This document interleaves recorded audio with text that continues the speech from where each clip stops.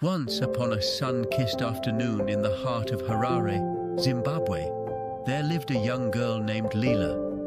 Leela was a dreamer, her eyes reflecting the golden hues of the African savanna. She loved to explore the nooks and crannies of her neighborhood, where jacaranda trees whispered secrets and the scent of earth danced with nostalgia. Lila's most prized possession was a small velvet pouch filled with marbles, each one a universe of color and possibility. She played marbles with her friends under the ancient Baobab tree, their laughter echoing through time. But one fateful day, disaster struck. Lila's marbles vanished. They slipped through the fabric of reality, leaving her heart heavy with loss.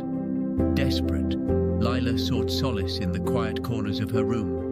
She whispered a prayer to the heavens, invoking the name of Jesus, the miracle worker. She imagined him with skin the color of mahogany, eyes like galaxies, and hands that held the universe together. She pleaded, "Dear Jesus, help me find my lost marbles. They're more than mere glass, they're pieces of my soul." And lo, a rustling breeze swept through her window, carrying the scent of jasmine. Lila blinked, and there stood a figure bathed in ethereal light, the very embodiment of grace. It was Jesus, his robe woven from the threads of compassion. His eyes crinkled as he smiled, and Lila's heart skipped a beat. "Child," he said, his voice like distant thunder, "why do you weep?" Lila poured out her tale, the marbles, the games, the ache of loss.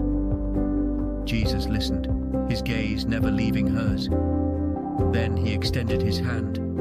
In his palm lay a single marble, a swirl of azure and gold. "Seek," he said, "and you shall find."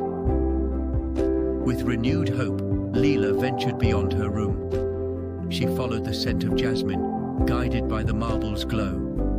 Through sun-dappled streets and dusty alleys, she wandered. Her friends, Ezra with his wild curls, and Moses, whose laughter could mend broken wings, joined her. They believed in miracles too.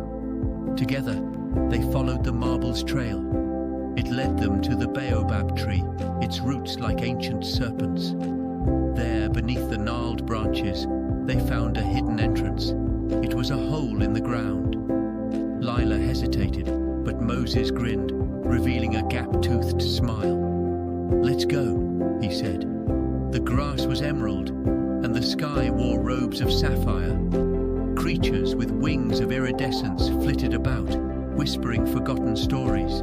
And there, in the heart of this magical place, Lila's marbles lay scattered like stardust. Ezra juggled them, his laughter ringing. Moses built towers, and Lila spun tales of each marble's origin, a piece of the sun, a tear of the moon, a memory etched into eternity. Jesus watched, his eyes kind and knowing. "These marbles," he said, "hold memories, dreams, and the longing of souls." As the sun dipped low, casting golden threads across the grass, Lila made a choice. She placed her marbles back into the velvet pouch, but one she kept, a gift from Jesus himself.